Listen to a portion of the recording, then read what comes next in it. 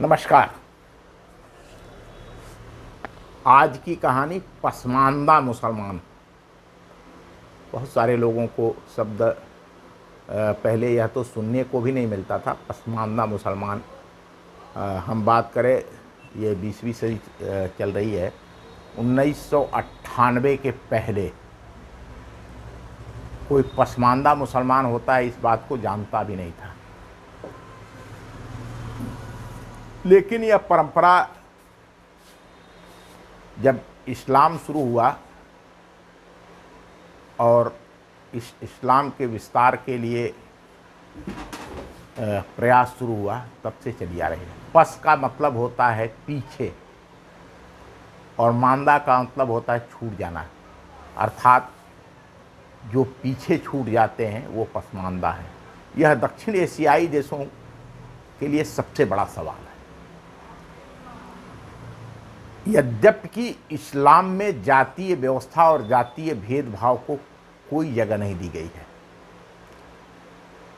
इस हर मुसलमान बराबर होता है और किसी भेदभाव को मानना गुनाह है। लेकिन यह कड़वी सच्चाई है कि दक्षिण एशियाई देशों में यह गुनाह रवायत के रूप में सदियों से चला आ रहा है।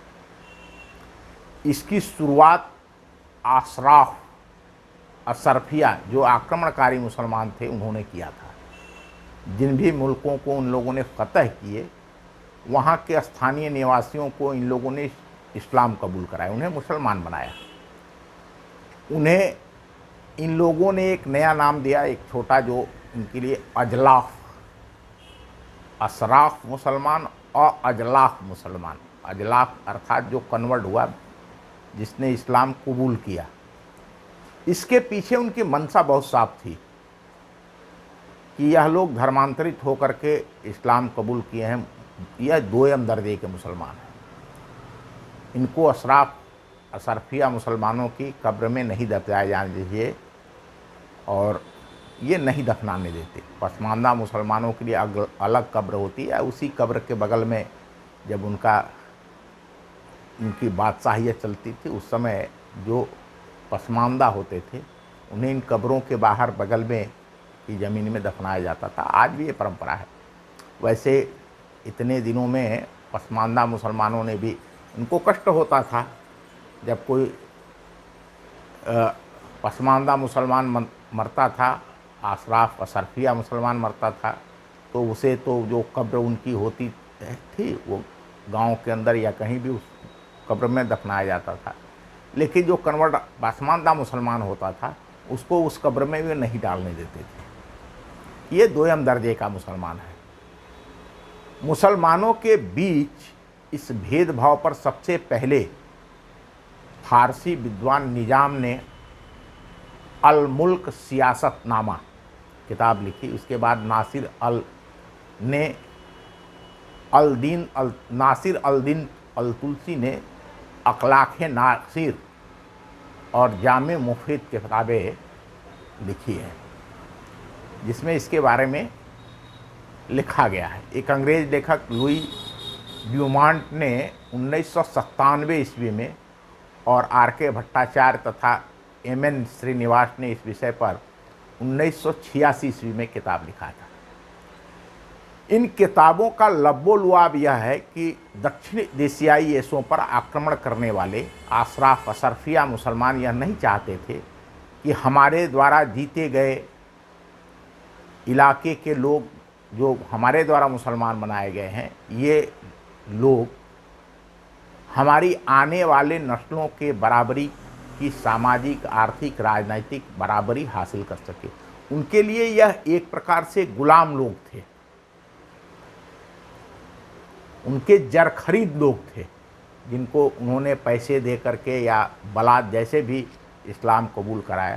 तो ये नहीं चाहते थे, वो तो ठीक है, तुम मुसलमान हो गए, तुमने इस्लाम कबूल कर लिया, लेकिन इनको बराबरी का हक न मिले, इसके लिए उन्होंने ये अशराफ और अजलाफ, अशरफिया मुसलमान और पसमानदा मुसलमान की श्रेणी बनाई। दूसरी बात यह कि भारत में जिन लोगों को इन्होंने इस्लाम कबूल कराए थे वो सारे लगभग हिंदू थे और इनके अंदर जातीय भेदभाव पहले से था।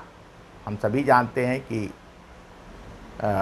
18वीं 19वीं सदी में भारत में जातीय भेदभाव चरम पर था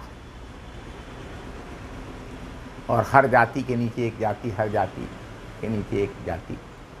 तो वो जो उनके खून में बस गया था कि हम फला जाति के हैं और हम नीच जाति के हैं, मूच जाति के हैं, वो उस जाति के पिंजरे से बाहर नहीं निकले।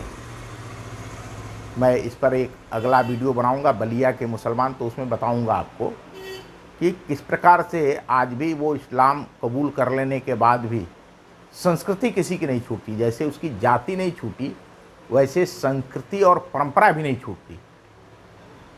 ये आज भी देखने को मिलता है कि वो भले मुसलमान हो गए लेकिन जब उनके यहाँ शादी होगी या दूसरे कोई ये होंगे आयोजन होंगे तो उसमें वो जो उनके बाबा दादा परदादा के ज़माने मुसलमान होने के पहले के रस्म व रिवाज हैं वही रस्म व रिवाज वो आज भी करते हैं। ये सबसे अधिक पसमानदा मुसलमानों में होता है। पसमानदा मुसलमान भारत के जो जातियां हैं उसमें अति पिछड़ी और दलित जातियां हैं। इन अति पिछड़ी और दलित जातियों से नीचे भी आज भी इनकी सामाजिक आर्थिक राजनीतिक स्थिति है। किसी ने इन पर ध्यान ही नहीं दिया। जितने अशरफिया मुसलमान थे इनका सारा हक वो मुसलमान के नाम पर इकट्ठे हो गए और इनका हक वो अशरफिया मुसलमान अशराफ मुसलमानों के वंशज उनकी नस्लें उठाती रही और ये वैसे ही भारतीय पसमानदा मुसलमान मुफलिसी जाहिलियत जलालत से बाहर नहीं निकल पाए। भारत के अंदर इन पसमानदा मुसलमानों को मुफलिसी जाहिलियत जलालत से बाहर निकालने की पहली लड़ाई, इनको सामाजिक आर्थिक राजनीतिक हक दिलाने की पहली कोशिश सन 1998 ईस्वी में बिहार के पसमानदा मुसलमान जनाब अली अनवर अंसारी ने पसमानदा मुस्लिम महाज PMM बना करके शुरू किया था। इन्होंने पहली बार भारत के पिछड़े दलित पसमानदा मुसलमानों को लेकर एक राजनीतिक मोर्चा बनाया था, जिसके बाद भारत की राजनीति में हक लूट कर सांसद विधायक मुखिया प्रधान बनने वाले अशरफिया मुसलमानों के कान खड़े हुए और उन्होंने फिर जैसे भारत में पहले से होता आया है कि यहाँ की सवर्ण जातियाँ यहाँ की दलित पिछड़ी जातियों को बेवकूफ़ बनाती हैं और चुनाव के समय उनका वोट लूट लेती है, वैसे ही अशरफिया मुसलमान भारत के पसमानदा मुसलमानों का हक लूटते रहे। लेकिन इस पर जो अली अनवर साहब ने प्रयास किया और जब उन्होंने इस बात को दमदारी के साथ अपने पसमानदा मुसलमानों को इकट्ठा करके और राजनीतिक दलों के समक्ष अपनी ताकत दिखाई, तब वो राज्यसभा राजद से 2 बार वो राज्यसभा के सांसद बनाए गए और फिर मुसलमानों के पसमानदा मुसलमानों के सामाजिक आर्थिक राजनीतिक स्थिति में सुधार की संभावनाएं खड़ी। हालांकि अभी तक इस बात से बहुसंख्यक आबादी मुसलमानों की जो पसमानदा मुसलमान हैं उनको राजनीतिक दल या उन्हीं के बिरादरी के लोग मुसलमान ही डराता है, धमकाता है और वो अपने हक से महरूम हो जाते हैं। बहुत बहुत धन्यवाद। फिर मिलेंगे। नमस्कार।